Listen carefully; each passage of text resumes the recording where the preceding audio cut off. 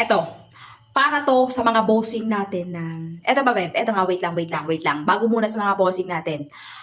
Pag ikaw ba bumibili ng relo, especially pag stainless steel, anong hinahanap mo?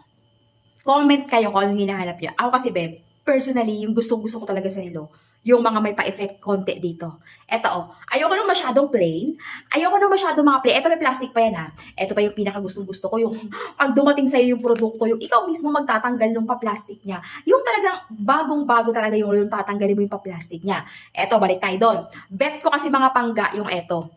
Ayan kasi nagbibigay accent, astig, ang sarilo. Ito, 1, 2, 3. Yung may pa-effect something din sa gilid, ganyan yan. Ayan, tatagilid ko ng konti, ayan yan.